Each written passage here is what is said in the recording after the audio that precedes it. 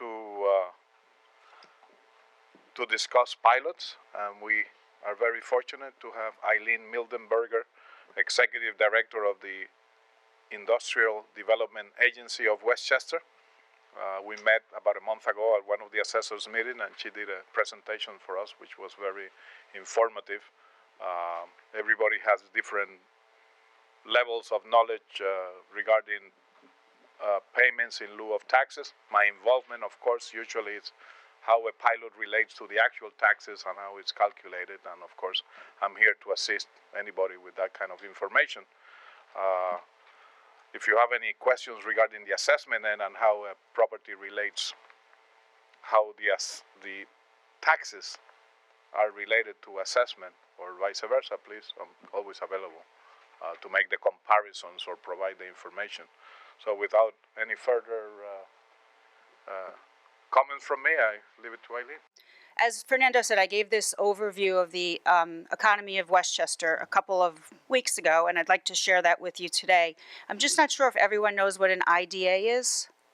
Okay, good, great. So in my capacity as executive director, since 2008, we've fueled about $500 million in economic development in Westchester County, from companies as big as Pepsi to as small as Captain Lawrence. An IDA is actually a state oriented, actually created by state legislature, and what they do is they're able to provide certain tax exemptions, whether it be sales and use tax exemptions, mortgage recording tax exemptions, or offer or adopt a pilot, the payment in lieu of taxes schedule. And why they do that is because they want to attract new businesses to their jurisdiction, or they want to prevent them from leaving their jurisdiction. So there are two tests. There's a but for the IDA offering that sales tax exemption or other tax relief. The company would be moving out of the jurisdiction, and it has to be for certain causes. It has to be more office related, more technical related. We usually are not allowed to induce retail stores, so it has to be more of a generator that will evoke other higher paying jobs. So that's an IDA. Westchester's economy has been a mixed bag like the rest of the country. You can see that the office vacancy rates are increasing, and that's due to just people working from home or telecommuting, and just, less employees being employed.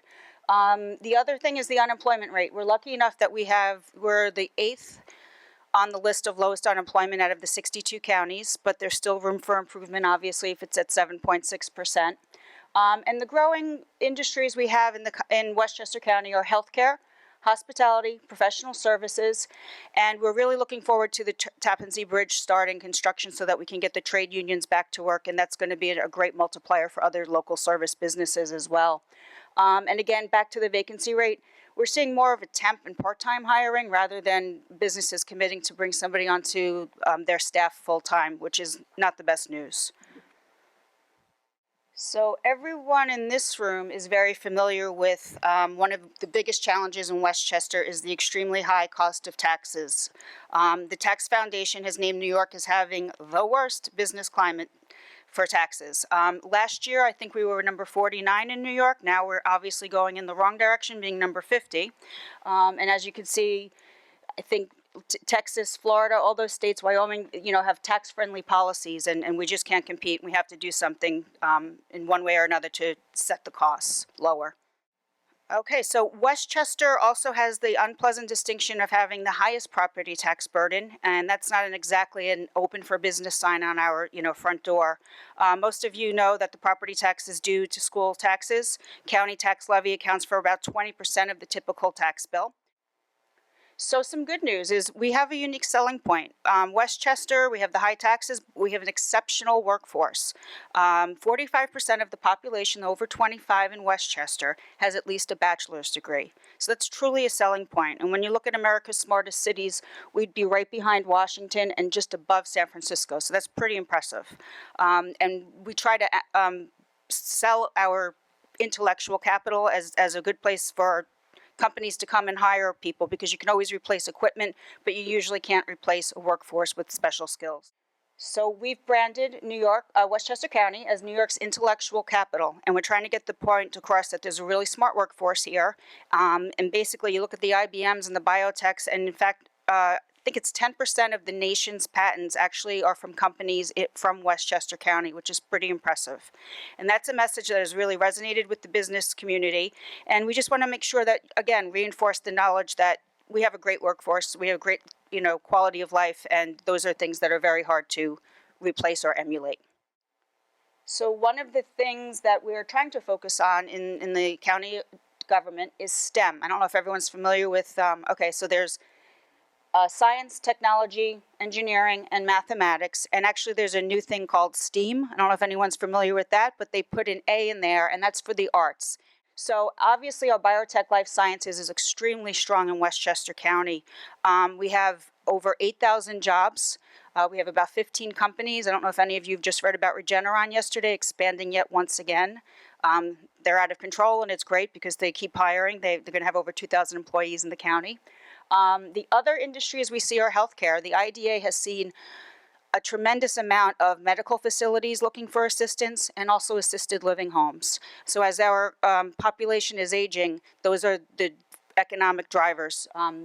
Professional services, we've seen a few firms. Basically, I think what they're trying to do is take advantage of low lease rates and sign up leases for about 5 or 10 years so that they can, keep their budgets at an all-time low, and they're always in need as their services. IT is obviously very big. Hospitality, beverage, and food. We're seeing so many more local breweries, which is always a good thing, and other farm to table and other entrepreneurs that are really going into hospitality and beverage, which is excellent. And we're seeing, more green and technology in smaller businesses and smaller offices, as I mentioned before. And that's the campaign. I mean, we're able to help people from a wine distributor that consolidated from Connecticut and New Jersey into Westchester to Tommy Copper. I'm not sure if any of you are familiar with that product. It's Montel Williams sells it on an infomercial, but that's a small company that started with 2 people, and they're now up to 32, and they have sales of $16 million.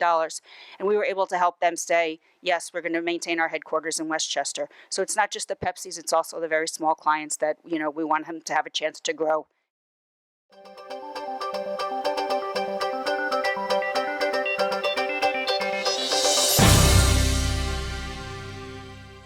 Basically, Westchester's IDA is unique that it's the only one in the state that does not sit at the table and negotiate the pilot. What needs to happen is that the local municipality, the school district, and the applicant need to all come together and agree to the terms, and then that's where the Westchester IDA will come in and adopt the pilot schedule. And I know other IDAs are actually able to sit at the table and negotiate that, but that's something that we're precluded from doing. What we are seeing is that there have been an increase in pilots, mostly in White Plains and in Harrison. And in Rybrook, we've seen that the municipalities are more amenable to saying, yes, we don't want a certiorari to happen, so let's fix our schedule for the next typically 10 years. And they've been much more amenable to offering pilots in the past few years than I would say in the past.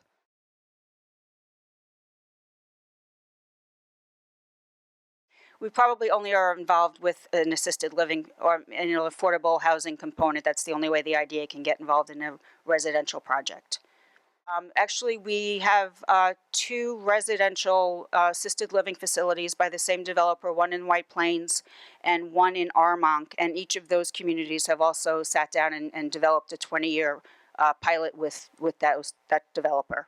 Actually, and that's just because we have a requirement historically, if it's for taxable bonds, a 10%, a 5% designation for affordable housing, if it's just an IDA policy.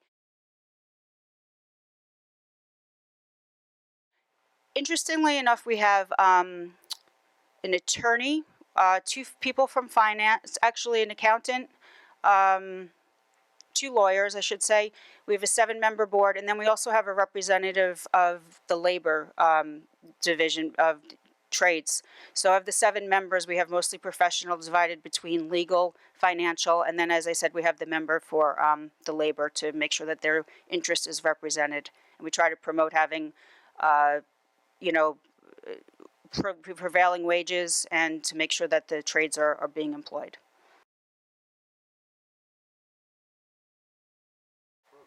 As I said before, we have to look at a cost-benefit analysis, and we have to say they have to actually have the two but for our assistance. And you can really argue that, you know, Westchester is a very expensive place to do business, given the property taxes, and Connecticut not so much. So what we have to see is that but for our involvement, the project would be too expensive to go forward in Westchester. And that's one thing. And then the other thing is there is a criteria where we need to make sure that what we're giving up in taxes is actually going to be paid over time and well exceed what we're giving up. And interestingly enough, there's also a non-poaching component where if there's a company in Rockland that wants to move to Westchester, they can't just come in and say to the IDA, oh yeah, we can't just poach them from Rockland. That company would really have to be considering looking out of New York State, and that's the justification that we would be able to actually keep them in the state. I don't know of any that have been rejected. I think most of the municipalities in my 3 years in Westchester, once approached, have decided to actually develop a schedule. And I think, as I said before, that kind of enables them to be able to know what income is going to come in and to plan. And then the business, of course, wants to be able to know what their fixed costs are over a certain amount of time. So I have not really been aware of any jurisdictions that have not granted a pilot. The sales tax exemption is applicable to any furniture, fixture, and equipment that an applicant is going to be purchasing. When you look at a project budget, it's usually about 40% of what the project budget is for the furniture, fixtures, and equipment. And then what you do is you take that 40% and multiply it by the tax rate that's in that municipality, whether it's 7.375 or 8.375.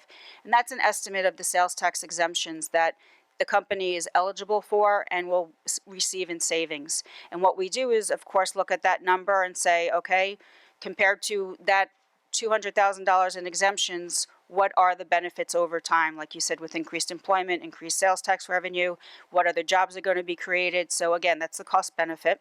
With the mortgage recording tax, we're able to, if a company is purchasing a facility or a building, we're able to offer the recording tax exemption of 1.3% of the amount of the mortgage being recorded. And it's actually a little bit interesting how we're able to do that. We go in and we do a sale leaseback where the IDA has title to the property and then simultaneously does a leaseback for a certain amount of time to the company. So it's able to be exempt because the IDA actually has title to the property, and then we pass that savings along to the applicant. And the interesting part is we write a project agreement where we don't have any liability and we don't have any benefit of ownership, but that goes to the company. But we're able, again, to lower the cost of a project and hopefully keep them in New York and in Westchester.